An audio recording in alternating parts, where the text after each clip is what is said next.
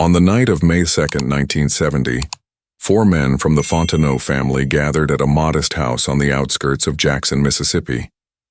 The streets outside were quiet, the city wrapped in an uneasy calm, as the glow of streetlights cast long shadows down the alleyways.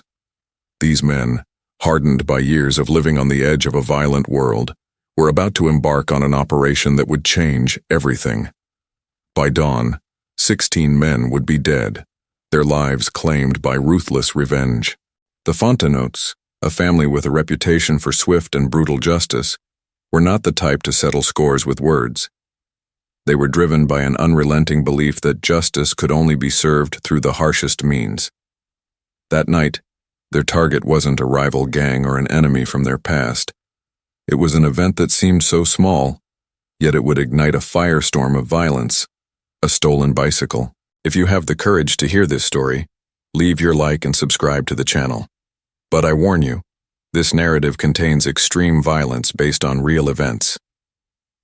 The moon hung low in the sky over Jackson, Mississippi, casting a cold, silver light over the empty streets.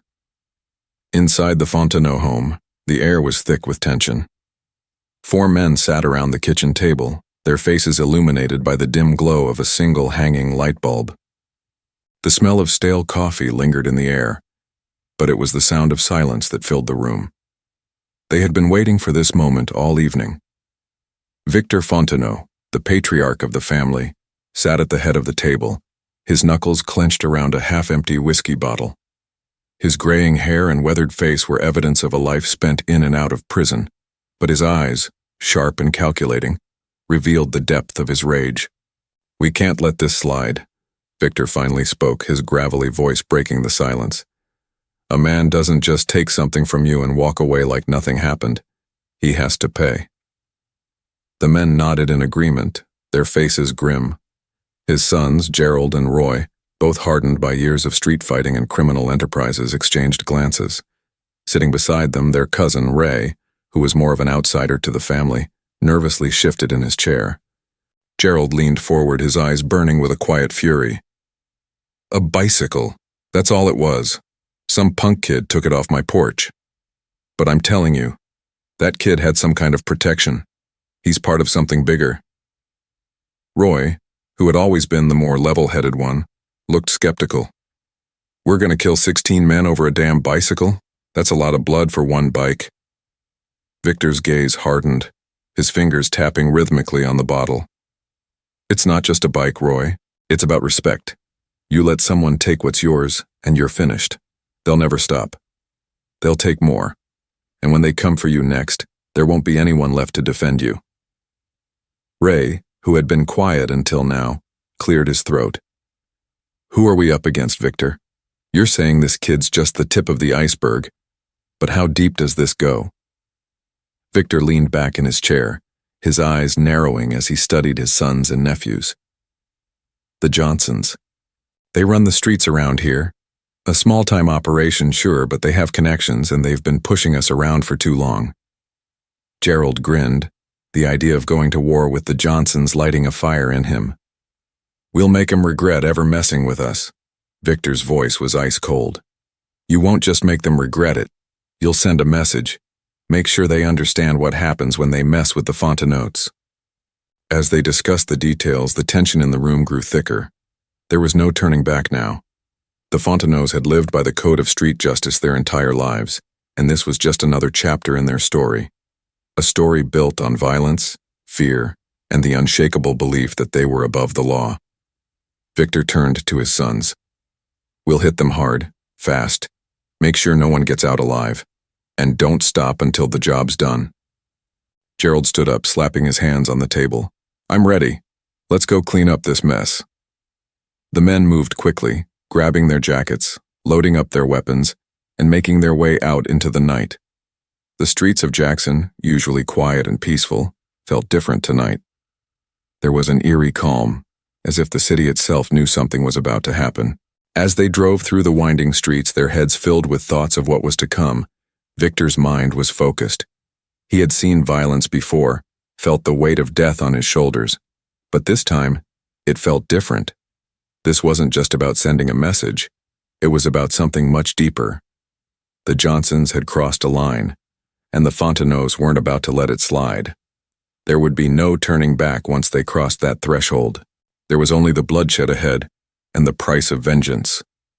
In the distance, the flashing lights of the Johnson compound could be seen, like a beacon in the night, unaware of the storm that was about to hit them. Victor's grip on the wheel tightened as they approached. This was it. The moment they had been waiting for. The moment their world would shift forever. The moonlight reflected off the cold metal of their weapons as they approached the Johnson compound. It was quiet, too quiet, almost as if the night itself held its breath in anticipation. The Fontenots had driven through the darkened streets of Jackson in near silence, the weight of their mission pressing down on them with every mile. Now, as they neared the compound, the adrenaline surged and the air felt thick with the promise of bloodshed. Victor Fontenot had seen this kind of scene before, the quiet before the storm, but something felt different this time. He'd spent his life in and out of violent encounters, but the tension that hung in the air now was something he hadn't quite expected. Maybe it was the size of the operation they were about to confront, or maybe it was the knowledge that this night would change everything. There would be no coming back from this. "We move in fast," Victor ordered, his voice calm but firm. "Gerald, Roy, you two take the front. Ray and I'll hit the back. Don't leave anyone alive." Gerald, always eager for action, nodded quickly, his fingers tightening around the shotgun in his hands. "Got it, Pop." Ray, more cautious, glanced at Victor. "We don't know how many are in there, right? Could be more than we thought." Victor's eyes hardened, his expression unwavering. "Doesn't matter. We've got the element of surprise. Move quickly, hit hard." The Fontenot slid out of the truck, each man moving with practiced precision. There was no hesitation, no second-guessing, just cold, calculated action. They approached the compound like shadows, creeping along the edges of the property, their eyes scanning the darkness for movement.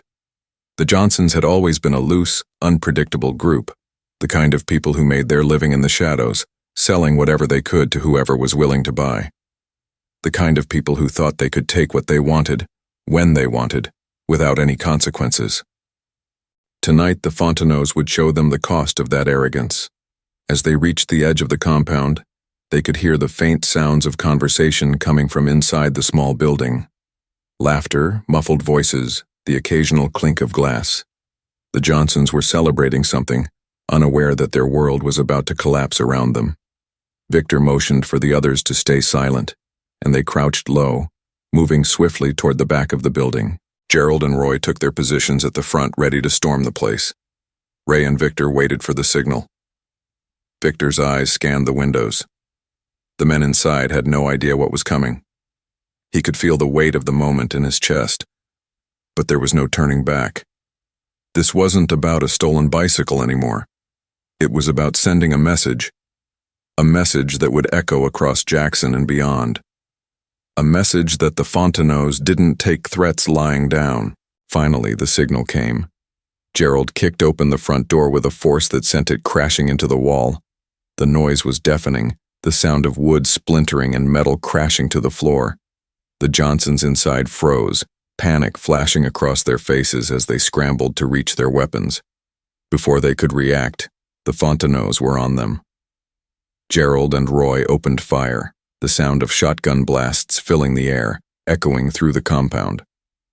Ray and Victor moved quickly, securing the back door and eliminating any potential escape routes. The chaos was immediate. Men were falling, their bodies hitting the ground with sickening thuds, but the Fontenots didn't hesitate. They didn't stop to check if their targets were still alive. Victor's hands were steady, even as the gunfire rang out around him. He had done this before, but tonight, there was something different in the air. This wasn't just a fight. This was a war, and it was the Fontenots' war. "Keep moving," Victor shouted to Ray, his voice cutting through the noise of the attack. "We need to clear the place now." Ray nodded, his face pale, but his focus sharp. They moved swiftly through the building, eliminating anyone who tried to stand in their way. The Johnsons were disorganized, panicked, trying to grab weapons, But the Fontenots were too quick. They moved like a well-oiled machine, each man playing his part, working together as if they had done this 1,000 times before. The building was filled with the sounds of destruction, the crash of furniture being overturned, the screams of men realizing they weren't going to make it out alive. The Fontenots made sure no one got away. No one would live to tell the tale. As they moved through the compound, Victor could feel the weight of the moment pressing down on him. He had crossed a line tonight. This wasn't just about protecting their family. This wasn't just about the stolen bicycle. This was about proving that the Fontenots were untouchable, that no one could take what was theirs without paying the price. And the price was steep. By the time they reached the main room, the last of the Johnsons were either dead or incapacitated. Gerald and Roy stood in the center of the room, their weapons still smoking, their faces grim. The building was eerily quiet now, save for the heavy breathing of the Fontenot men, their bodies tense, alert. Victor stood in the doorway, surveying the aftermath. The bloodstains on the floor, the scattered bodies of the Johnsons. It was over. The message had been sent. But as he looked around the room, something in him felt empty. This was what he had wanted, wasn't it? To show the world that the Fontenots wouldn't be pushed around, to take back what was theirs. But as the last of the life drained from the bodies around him, Victor couldn't shake the feeling that this night had changed them all forever. This is just the beginning, he muttered to himself, staring at the bodies of the men who had dared to cross him. The Fontenot stood in the silence of the aftermath, their breaths ragged as they surveyed the carnage around them. The once proud Johnson compound was now a scene of absolute destruction. Blood painted the walls, and the bodies of the gangsters lay in twisted heaps on the floor. The air was thick with the scent of gunpowder, a reminder of just how far they'd gone to make their point. Victor Fontenot's eyes flicked over the room, taking in the mess they'd left behind. He didn't flinch. He never flinched. Not when it came to business, not when it came to family. His sons, Gerald and Roy, were equally stoic, their faces hardened with the same grim resolve. Ray, the youngest of the four, was quiet, his eyes scanning the room with a sense of disbelief. It was over, but it felt like the beginning of something bigger, something darker. Gerald broke the silence, his voice low but sharp. "We've made a statement tonight, Pop. They won't be coming after us anymore." Victor nodded, but his mind was elsewhere. The killing was done, but the consequences were far from over. No one would ever forget what the Fontenot family had done. That much was certain. But that didn't mean they were safe. "Let's get out of here," Victor said, his voice cold. "We've done what needed to be done." But even as he spoke the words, something gnawed at him, a feeling deep in his gut that their actions tonight would come back to haunt them. He wasn't afraid of the law. He wasn't afraid of the other gangs who would surely come after them. What troubled him was the ripple effect. In a city like Jackson, where loyalty was currency, there were always eyes watching, always whispers behind closed doors, and no one could be trusted for long. As the Fontenots exited the compound and piled into their truck, the weight of what they'd just done seemed to settle in. They drove through the streets of Jackson in silence, the city lights flickering past like ghosts in the rearview mirror. No one spoke. It was as if the violence they'd unleashed had left them all speechless, unsure of what came next. Victor's mind raced with calculations, plans, and contingencies. The gang world was about power, and now the Fontenots had taken a substantial amount of it. But power came at a price. There were other families who wouldn't take kindly to what they'd just done. The Johnsons might have been a small-time crew, but they had connections. And in this city, connections were everything. As they neared their hideout on the edge of town, Victor glanced at his sons in the rearview mirror. Gerald's face was hard, his hands gripping his shotgun like it was an extension of himself. Roy, the quieter one, was staring out the window, his brow furrowed in thought. Ray, still struggling to process everything, was silent, his face pale in the dim glow of the dashboard lights. Victor cleared his throat and spoke, breaking the tension. "We're going to have to be careful from here on out.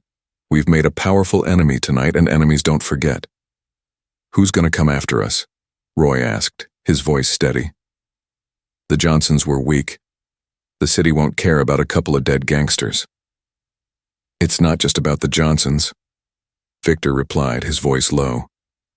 It's about the message we sent. In this game, you take someone down, you better be ready for retaliation. And Jackson doesn't forget who draws blood. Gerald leaned forward. So what now? We lie low, Victor said firmly. We let the heat die down, and we make sure we're ready for whatever comes next. The truck pulled into the garage of their compound. The Fontenots had lived here for years, but tonight, everything felt different. The world outside their walls had just shifted. They weren't just another family of criminals anymore. They were a force to be reckoned with. Victor got out of the truck and walked toward the front door, the others following.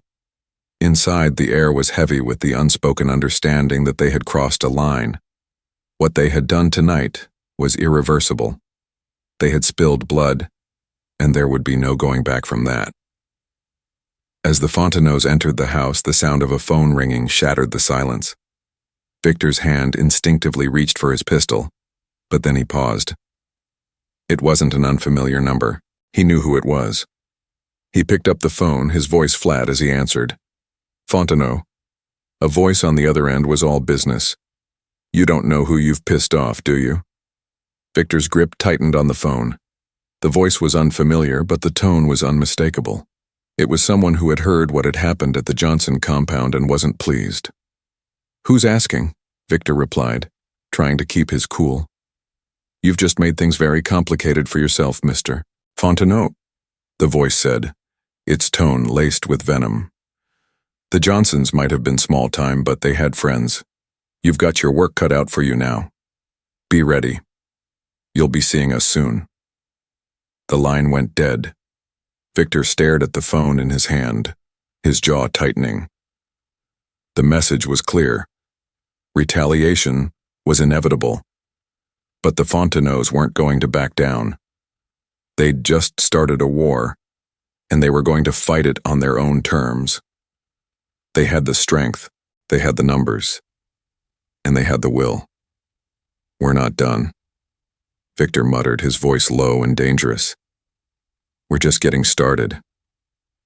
Gerald, Roy, and Ray exchanged looks, their expressions darkening in agreement. They were a family, bound by blood, and they would do whatever it took to survive. And anyone who stood in their way would pay the price. Days passed, but the weight of the bloodshed at the Johnson compound never seemed to lift from the Fontenot family. The air around them was thick with tension, as if the very streets of Jackson were holding their breath, waiting for what would come next. The city, once familiar and predictable, now felt like a ticking time bomb. Every corner a potential flashpoint, every shadow a reminder of the war they'd just started. Victor Fontenot, ever the strategist, kept his eyes forward, never once letting the sense of fear creep into his mind. He'd lived his entire life surrounded by danger, betrayal, and violence. It was all he knew. But this was different. This was more than a simple retaliation. It was a war for survival. The family had retreated into their compound, holed up like soldiers in a bunker. The phones were silent, but the whispers were everywhere. People were watching, waiting. Jackson had its own rhythm, and the Fontenots had disrupted it in the most violent of ways. The city didn't forget, and tonight they were going to make sure they reminded everyone of who they were. It was a quiet night when Victor gathered his sons around the kitchen table, the flickering light of a single lamp casting long shadows on their faces. They sat in silence for a moment, the only sound the creak of the old floorboards beneath their feet. We've waited long enough, Victor said finally, his voice low, almost a growl. The city's starting to forget, and that's a mistake we can't afford. We're going to remind them of who we are, of who runs this town. Gerald raised an eyebrow, his hand resting on the worn handle of a hunting knife. You have a plan, Pop? Victor nodded slowly, his eyes never leaving his son's. We make a statement. We show them that we're still in charge. No one is safe from the Fontenots now. We need to strike before they get too comfortable. Ray shifted in his seat, his voice tinged with uncertainty. But what if this brings even more heat? What if they come after us harder? Roy, always the silent one, finally spoke, his voice barely above a whisper. They've already come for us. What are we waiting for? Victor gave him a long, piercing look. Exactly. We've already crossed the line. Now we burn the bridges behind us and show them that we're not afraid. A tense silence followed. The Fontenots were no strangers to violence. They had left their mark on Jackson for years, but this was something else. This was a message, a declaration that their family would not bow to anyone. But it would come at a cost. It always did. There was no going back after this. Victor continued. I've been hearing whispers. The Johnsons had connections, and those connections are making moves. They're trying to find a way to retaliate, to take back the power we've seized. But they won't. Not as long as we strike first. Gerald's lips curled into a hard smile. So, what's the target? Victor leaned forward, his eyes gleaming with cold determination. We hit one of their own, someone who thinks they're untouchable. We send a message to their bosses that we're not just a family. They're about to find out we're a force. Roy's fingers twitched around the shotgun he kept near his side, a weapon he knew would help them complete the job. We take out one of theirs, then? Victor nodded. But we do it smart. We don't go in guns blazing. We make it clean. We make it precise. We make them realize that the Fontenots are everywhere, and we are unstoppable. The plan was set. The target was clear.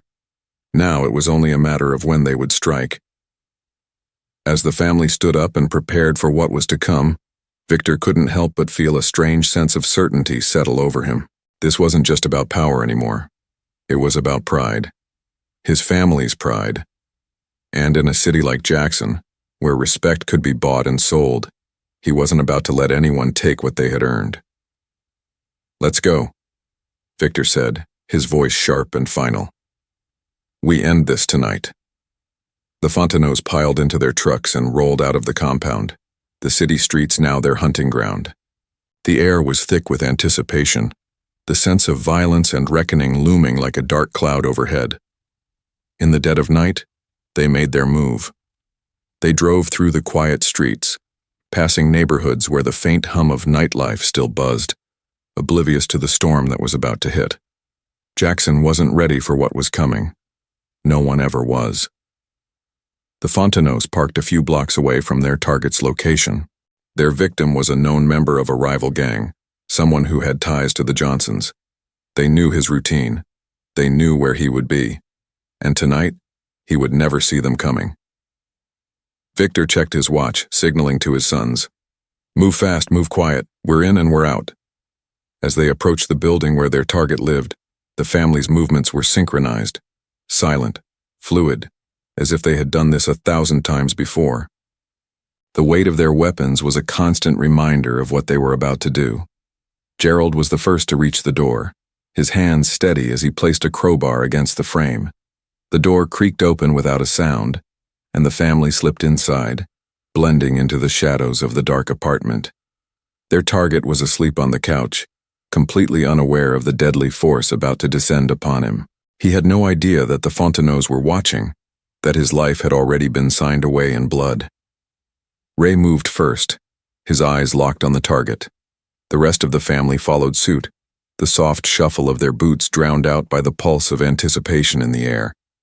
There would be no mercy tonight. Without a word, Victor signaled, and the room was filled with the sharp crack of gunfire. The man didn't have a chance. The Fontenot family knew that every action had consequences. What they didn't realize was just how fast and far the ripple effect would travel. After the cold precision of the hit on the rival gang member, the streets of Jackson began to buzz with rumors and fear. The message had been sent, but it was only the beginning of what would become a chaotic and dangerous series of events. By morning, the city was already feeling the impact. Word spread like wildfire that the Fontenots were out for blood, and there was no one left in Jackson who could hide behind their wealth or connections. In the heart of the city, the remaining members of the rival gangs, along with anyone tied to the Johnsons, went into overdrive trying to regroup and figure out their next move. Victor Fontenot wasn't a fool. He knew that retaliation was inevitable, but what he didn't expect was how quickly it would come. He sat at the kitchen table, his hand drumming against the surface, the weight of the situation pressing heavily on his chest.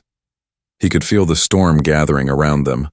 In just a few hours, things had gone from bad to worse. Gerald walked into the room, his face grim. He didn't need to say anything. The tension in his eyes was enough. Word had come through their channels that the rival gang had placed a bounty on the Fontenots. Anyone who could take them down would be rewarded handsomely. "We need to move fast," Victor said, his voice steady. He wasn't surprised. He had been expecting something like this, but now that it was here, the clock was ticking. "We can't let them set the pace. We need to stay ahead." Ray, who had been quiet, his mind always calculating the next move, spoke up. "We can't just hide forever. We hit them where it hurts, take out one of their lieutenants, cut off the head of their operation." Victor nodded. He was impressed by Ray's cool-headed approach, but they couldn't afford to be careless. The Johnsons were no small players. They had deep ties in Jackson, and if they couldn't strike quickly and decisively, the family might find themselves on the wrong side of a bullet. "I have a contact," Gerald said, breaking the silence. "I know where they're meeting tonight. A warehouse by the docks. It's a place where they do their business. We can hit them hard." Victor thought for a moment. It was a dangerous move, but the risk was the only way they could regain control. They needed to show the Johnsons that they weren't backing down, that the Fontenots were ready to die on their feet, not live on their knees. "All right," Victor said, standing up and slamming his fist onto the table. "We hit them tonight. No more waiting, no more second-guessing." By the time the sun dipped below the horizon, the Fontenot family was on the move once again. The city was quiet, but there was an undercurrent of tension running through the streets. The Fontenots knew the rules. No one was to be trusted, and every corner was a potential threat. As they approached the docks, the sound of distant waves crashing against the shore filled the air, mixing with the faint smell of salt water. The warehouse loomed ahead, its dark silhouette standing out against the twilight sky. They parked a few blocks away, staying out of sight, and gathered their weapons. Victor gave a sharp nod. "Stay focused, no mistakes." They crept through the alleys, moving like shadows, staying out of sight. The building ahead of them was heavily guarded, but the Fontenots had done their homework. They knew the layout, the shifts of the guards, and the weaknesses of the security system. This was their domain, their territory, and tonight, they were the predators. Victor motioned to Gerald, who signaled for the others to move in. The family split into two groups, one to approach from the east, the other from the west. They had to strike from both sides to make sure their target was cornered, trapped. The tension was palpable as they neared the door. Gerald, with a crowbar in hand, quietly pried the lock open, and the Fontenots slipped inside, one by one, like ghosts in the night. Inside the warehouse, the air was thick with the smell of oil and metal. The low hum of machinery and the clinking of bottles suggested that business was still being conducted inside. The family split up and moved silently through the rows of crates and barrels. They finally spotted their target, a senior member of the rival gang, a man who had helped orchestrate the murder of their friend and had been instrumental in the escalation of violence. He was sitting at a table with two of his men, a briefcase in front of him, and an air of arrogance surrounding him. He thought he was untouchable. Victor signaled to his sons. It was time. Without hesitation, the family sprang into action. Gerald took down the first guard with a swift strike, knocking him unconscious before he could even react. Ray and Roy moved quickly to secure the area, eliminating any potential threats. Victor and Ray approached the table where their target sat, a look of shock slowly creeping across his face as he realized what was happening. The Fontenots weren't here to negotiate. They were here to send a message. "Please," the man begged, his hands raised in surrender. "I'll give you anything. Just don't—" Before he could finish, the sharp crack of gunfire echoed through the warehouse. The man slumped forward, dead, before he hit the ground. The Fontenot weren't in the business of mercy. As they made their exit, the weight of their actions felt heavier than ever. This wasn't just another hit. It was a declaration. The Fontenots had made their mark on Jackson, and there was no going back. Victor, walking at the front of the group, was already thinking ahead. The retaliation wouldn't be long in coming, but he was ready for it. There was a storm on the horizon, and the Fontenots were prepared to face it head-on. The next move was theirs. The next strike would be even more devastating. The days following the assassination of the rival gang leader were marked by an eerie silence. It was a calm before the storm. No one dared to make a move, at least not yet, and that unnerving stillness set the stage for what was coming. The Fontenot family was aware of the storm that was brewing in the underworld of Jackson, but they also knew that their move had bought them time, even if it was only temporary. Victor Fontenot was sitting in the living room, his eyes scanning the room as if reading the faces of his sons and nephews. Gerald was pacing back and forth, his fingers tapping rhythmically against his side, while Ray sat with his arms crossed, the weight of their actions pressing on his mind. "I told you this would happen," Victor said, breaking the silence. His voice was low but steady, filled with a calm resolve. "The Johnsons will retaliate, but we'll be ready." Gerald stopped pacing and looked at his father. "They'll come after us with everything they've got. It's not going to be easy." Victor nodded slowly. "No, it won't. But we've taken the first step. We've shown them that we're not afraid to bleed, that we can make a stand. They'll respect that." "But respect doesn't stop bullets," Ray interjected. "We've painted a target on our backs, and they won't stop until they see us 6 feet under." Victor's eyes hardened, his jaw tightening. "Then we make sure they regret it. We hit them first." The plan was set. The Fontenots would strike before their enemies had a chance to regroup, making it clear that they weren't just defending their reputation, they were ensuring that the streets of Jackson would be theirs. The family knew where to go. The Johnsons weren't exactly subtle when it came to their operations. There was a warehouse on the outskirts of the city, a place where they stored weapons, drugs, and whatever else they needed to stay ahead of the game. It wasn't heavily guarded, not anymore. Not after their last move. Ray pulled out a map, spreading it across the table. "We go in fast, no hesitation. We hit them in their heart, take out their infrastructure. If they can't fight back, we'll break them." Victor studied the map, nodding in agreement. The plan was simple, but that was the way the Fontenots preferred it. No frills, no room for error. Gerald had his eye on the front, where most of the traffic came through, while Ray and Roy would flank the side entrance. They'd have the element of surprise on their side, but time was running out. "We move at midnight," Victor declared. "We strike hard, and we make sure we send a message they can't ignore." Midnight struck like a hammer, and the city of Jackson was eerily still. The Fontenots made their way to the outskirts, their vehicles blending into the darkness of the night. No one was out on the streets at this hour, just the occasional car passing, the sounds of distant city traffic floating in the air. But as they neared the warehouse, everything went quiet. The only sound was their own breathing, heavy with anticipation. "Stay sharp," Victor whispered, as they parked in the shadows. "We don't know who might be inside, but we can't afford any mistakes." Gerald and Roy climbed out of the vehicle, weapons in hand, their faces set in determined grimaces. Ray was already crouching behind the cover of an old shipping container, his eyes scanning the perimeter. "2 guards up front," Ray whispered into his comms. "No sign of backup yet." Victor motioned for Gerald and Roy to approach the front, their footsteps nearly inaudible as they closed the gap between themselves and the guards. As they neared, the guards were too distracted, unaware of the approaching danger. It was over in seconds. One guard went down with a chokehold, the other was silenced by a bullet through the head.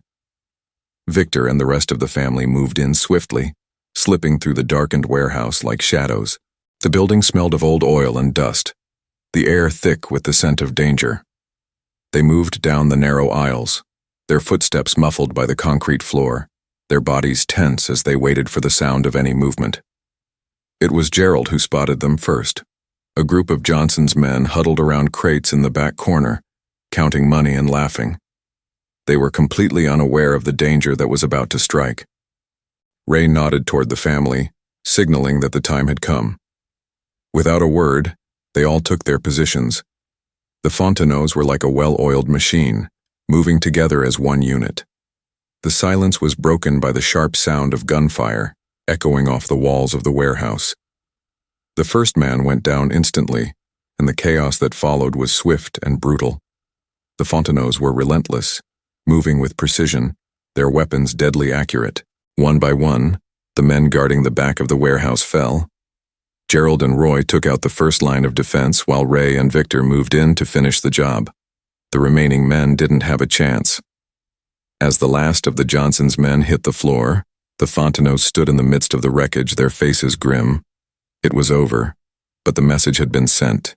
They weren't going anywhere, and anyone who tried to challenge them would face the same fate.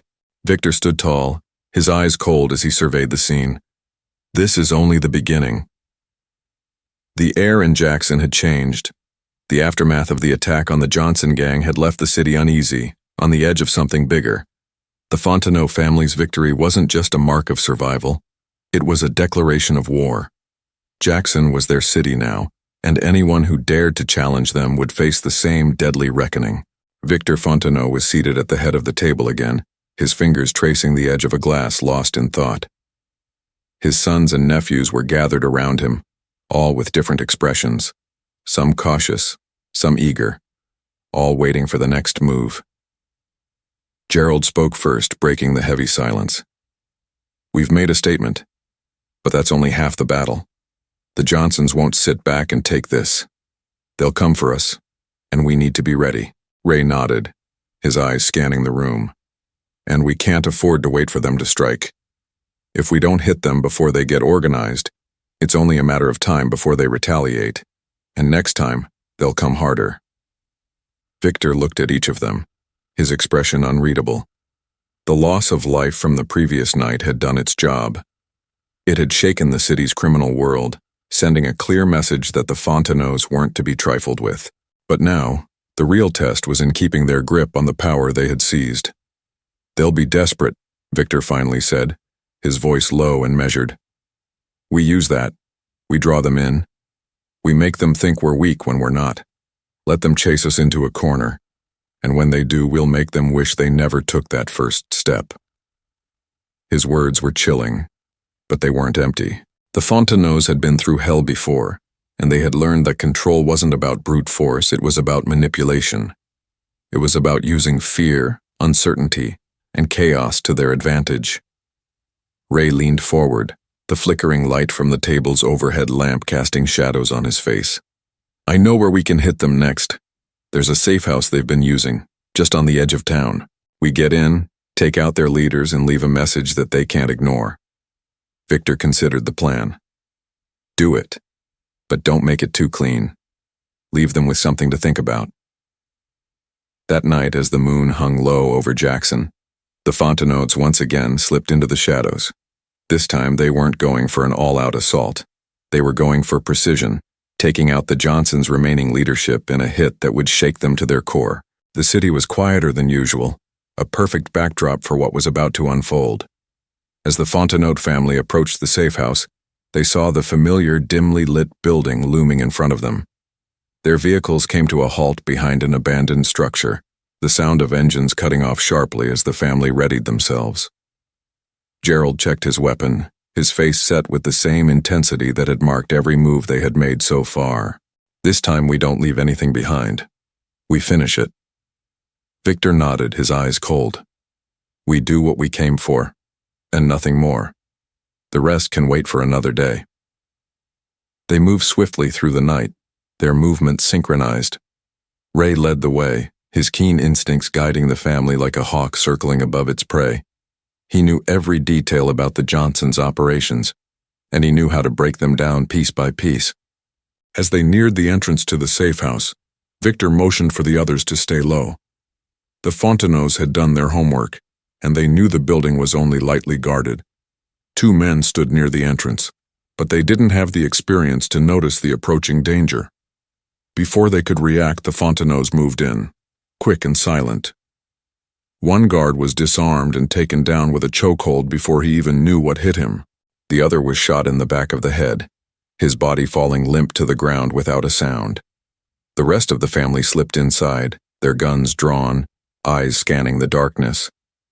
Inside, the building was like a ghost town, empty, save for a few Johnsons who were lounging, oblivious to the danger closing in around them.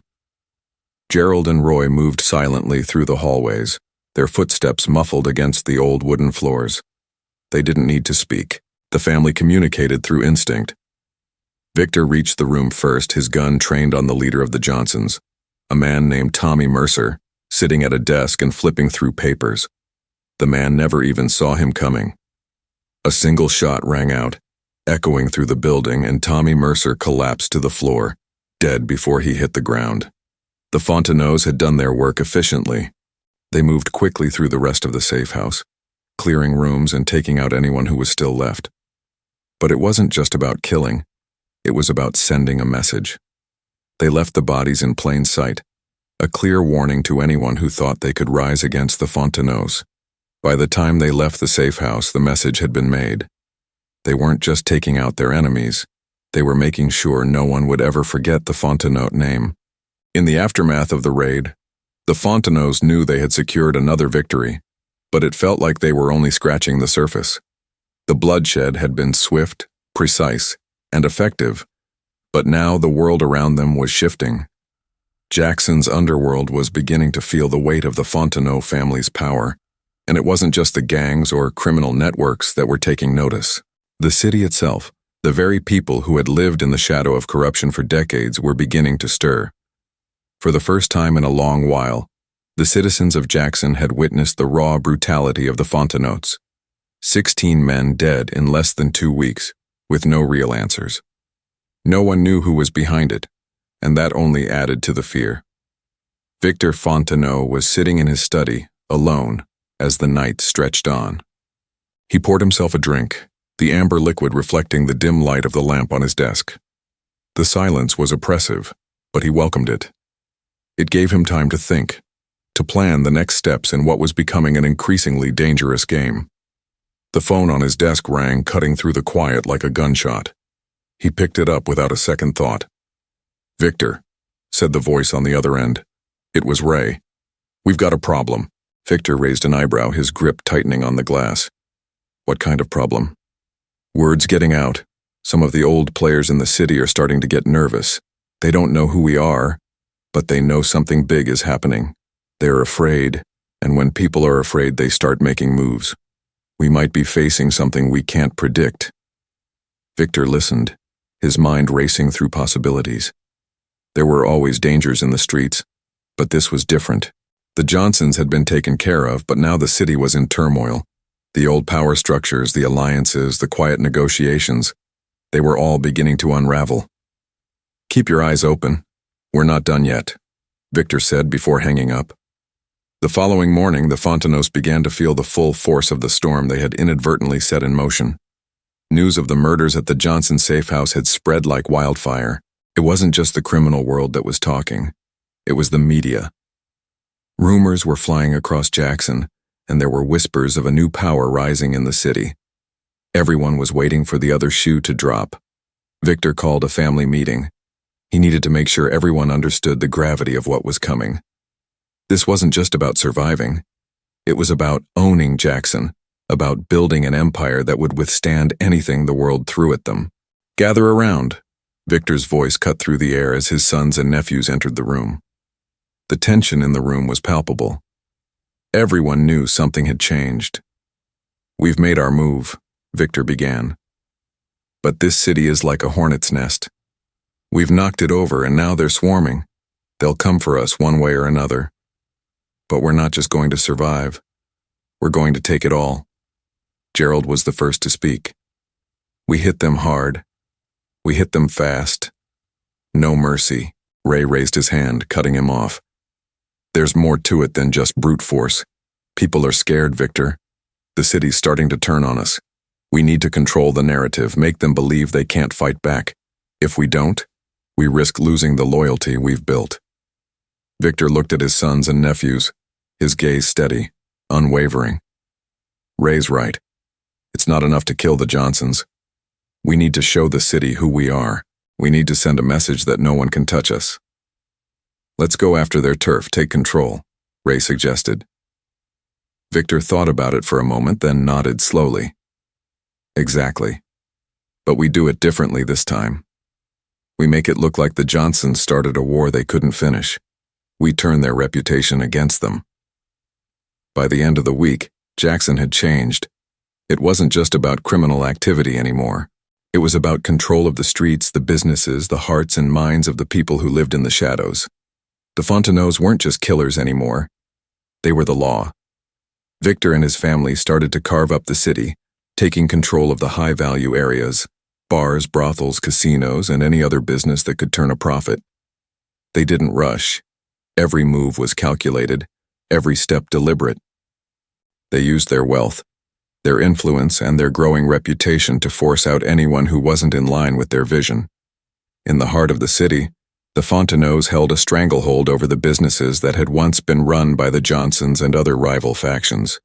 But the one thing that no one could ever predict was that this power, this sudden surge, would attract more attention than they'd anticipated.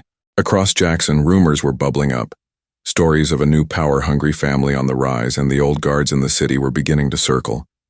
Everyone who had once been at the top of Jackson's criminal empire had a stake in how this would play out. No one was going to let the Fontenot take control without a fight. And so, the storm began. Across Jackson, rumors were bubbling up. Stories of a new power-hungry family on the rise, and the old guards in the city were beginning to circle. Everyone who had once been at the top of Jackson's criminal empire had a stake in how this would play out. No one was going to let the Fontenots take control without a fight. And so, the storm began. The first sign of trouble came late one night when a black sedan rolled up outside the Fontenot family's compound. The old guard had made their move. The city's former crime kingpins were intent on showing that they still held the strings, and they had no intention of letting a family of amateurs take over. A violent showdown was imminent. The Fontenots, well aware of what was coming, didn't flinch. Daniel Fontenot had already seen his family through bloodshed and chaos before. His 4 sons were now fully initiated in the life that had taken hold of them, and their willingness to fight was now a matter of survival. This was their city. This was their time. The battle that unfolded was swift, brutal, and unforgiving. Gunfire erupted through the night, the streets echoing with the sounds of conflict. But the Fontenots were more than ready for what came their way. They had survived worse, and they were determined to carve out their place in Jackson no matter the cost. When the dust finally settled, Jackson was left with a new order. The old guard was gone. The Fontenots stood victorious, but not without consequence. The city had witnessed bloodshed on a scale it hadn't seen in decades, and no one would ever be the same again.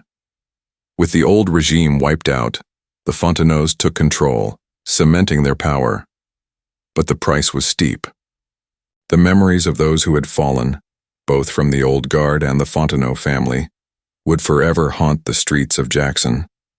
And the new empire, built on blood and death, would stand as a reminder that in the world of crime, the line between family loyalty and ruthless ambition is razor thin. Jackson would never be the same, and the Fontenots, now at the top, were determined to ensure it stayed that way.